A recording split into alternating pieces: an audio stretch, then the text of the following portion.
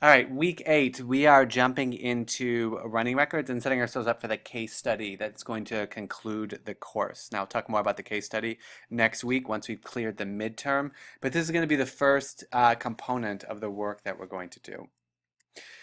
Now, just a reminder about the midterm. Um, again, we're doing this sort of plan to leverage the data that we've uncovered, the findings we've uncovered, and connect that with teacher learning in our respective schools. So again, it's going to be really critical here that you make the connection between what you're finding out and the best sort of approach to take in the context of your school. So I want to make sure that what you put together makes sense in light of the structures you have in place. So if you work in a grade level team and you want to do the PLC piece, it should be reflective of the PLC you work in. That is the length of time, who's involved, etc.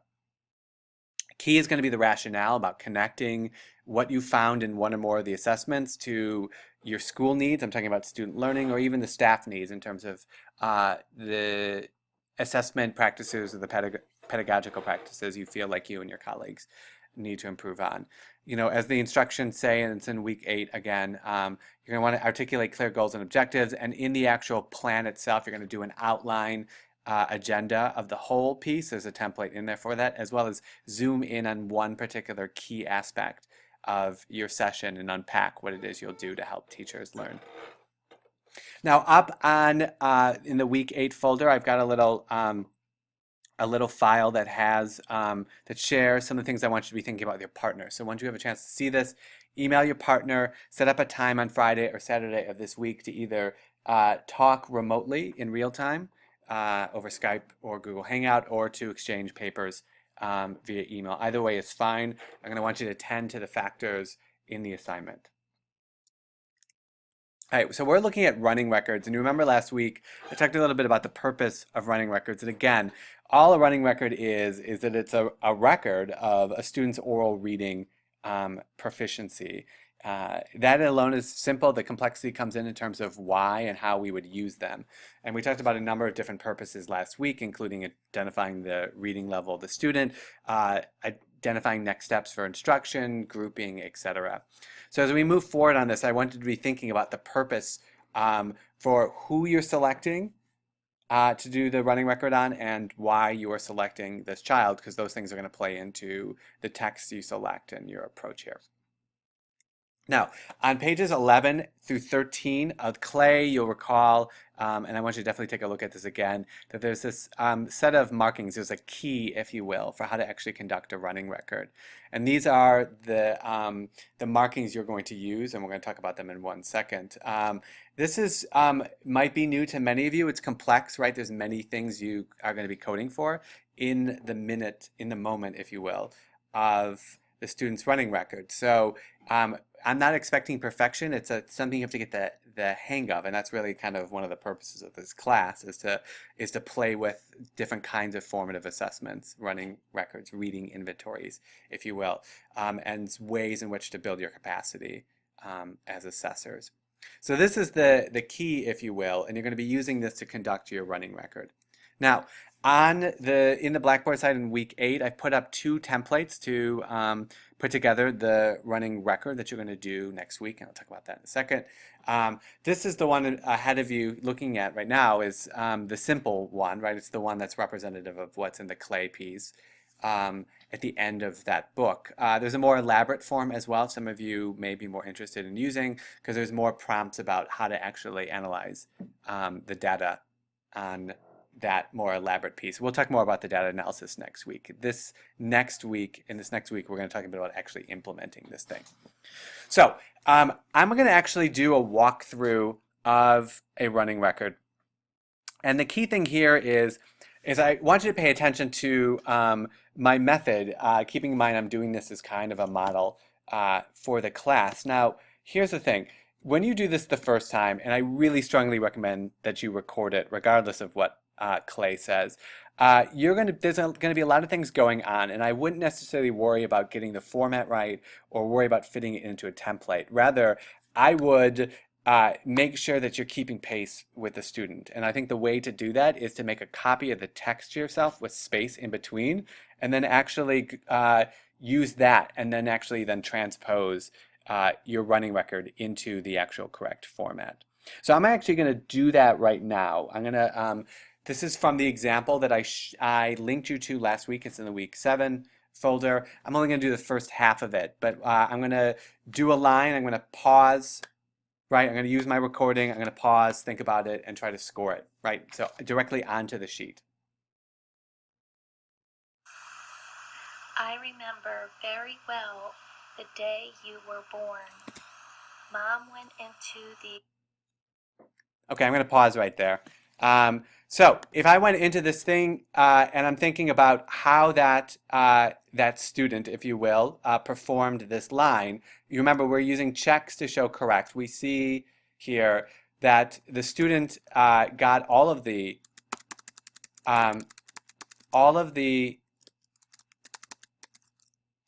words correct. And so I'm going to mark each word as correct.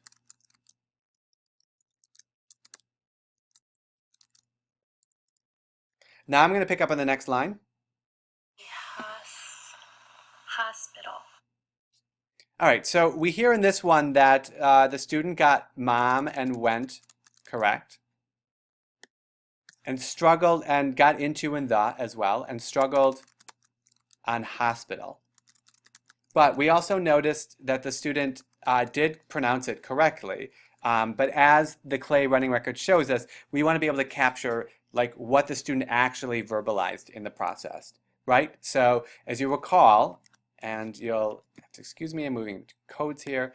The student attempted to sound it out phonetically. And so we heard Haas. So I'm going to record that as such, but I'm also going to note that the student took multiple opportunities to do so. And you can see here on the second time, the student was able to pronounce it correctly. So I notice here that I note the first attempt at verbalization, I put a slash through here, and that's actually the wrong thing. That is, and I let it know that in the second time through that the student actually got it correct. So we're going to go down to the next line here, and I'm going to do the next 2 lines. I was only 8 years old, and I wasn't alike in the hospital room. So I sent Mom. All right, I'm going to pause there.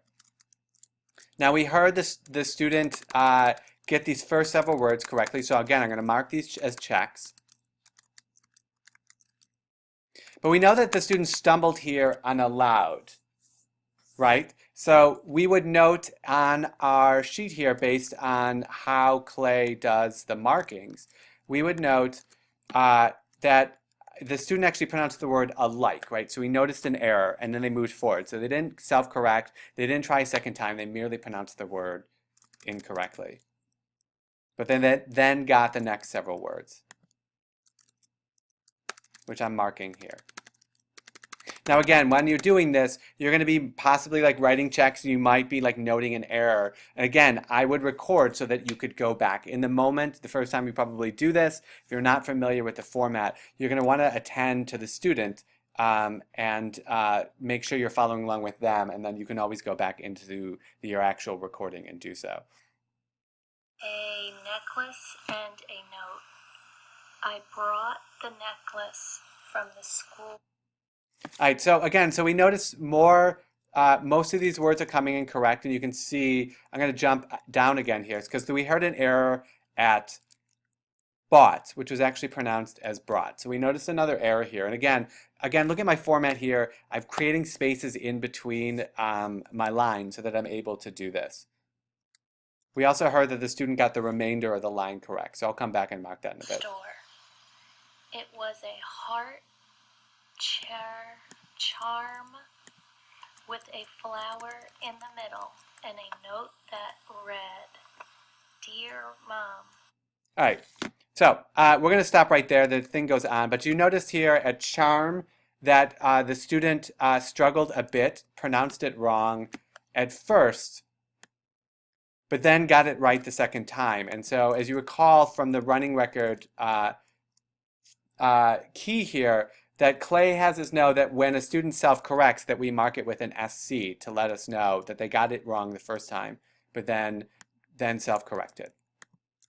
So you can see I'm going to continue to mark those pieces. And we could go on, but that's what we notice as we're going through. And so let me show you what it looks like in total. This is what it would look like in a filled out example. You can see I marked checks where the student got things correct. And you can see I marked on here where the student either pronounced partially or incorrectly the words. And in the right-hand columns, you can see here in the E column, I marked a 1 where they made one error on the line, and I marked a 1 where they made one self-correction on the line as well. Now, again, you're going to probably fill this form out by hand, and so you'll be able to do things like draw a line between what word was pronounced and what the actual word in the text was. But it'll look like this with the text on one side and your actual notes on the other. Now, for now, this week, I also want you to do some calculations when you do the running record. So you're going to count, you need to know the number of words in your selection, and then you're going to take that number and you're going to identify the number of errors, and you're going to divide the number of errors by that total word count. And then you're going to multiply by that, and that's going to give you your accuracy percentage. In this case, our student, as you see, made 2 errors, self-corrections, because their corrections don't count as errors. So 2 errors out of 62 total words comes in around 97% correct.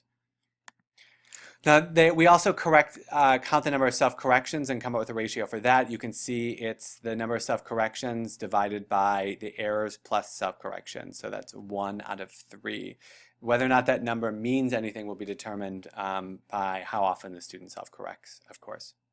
So here's what I want you to do. For next Tuesday, right now, what you really need to do is make sure you've got a student and make sure you're thinking about when you want to give this in class next Monday or Tuesday. So you're going to do the running record, and again, transpose it onto the template sheet. And then I want you to do, as Clay suggests, write a really quick summary afterwards. We're going to do the analysis later, but I just want you to take notes on, this is what you noticed in terms of what the student could do well, this is where the student struggled, etc. And then also calculate the accuracy ratio. So do those 3 things for next Tuesday. And I'm also going to want you to review the running record report directions, which will be up shortly, but don't do that until after you finish the midterm. The assignment will be shorter than is typical, and all of it will come about after we've done the running record. And then next week, on Tuesday of next week, I'll put up a presentation where we talk about how do you take the running record and make interpretations from it for instructions. Just a couple last notes here. You were looking at an excerpt here, a text that should be concise. Now, if you're in the lower grades, you can do a full picture book, a full short narrative. If you're in an upper grade, you'll want to take a paragraph or 2, but you don't want to look at anything longer than a couple hundred words when you do this. Again, the text you select should be based on your purpose for assessing the student. You may want to challenge the student and see what's just outside their zone of instruction, for instance. But you may also decide that if your student is just learning English, you may want to pick an easy text to give them something that they can show some fluency in, so you can pinpoint the errors. Again, who your student is and your purpose for assessing them should determine the text you use. I want to say again that if you're working with older students, they're going to read a little too fast to be able to pull off the running record in action. I think you should definitely mark on a copy of a text the first time you do it. I think everyone should do it, but I strongly recommend that people who teach older students start with a copy of the text itself. And then I cannot recommend enough, and Athlon Black said this last week, do record your running record. I don't know what Clay is talking about in not recording these things. We're all new to this, and it's important that we have that record to go back to as we're doing the analysis.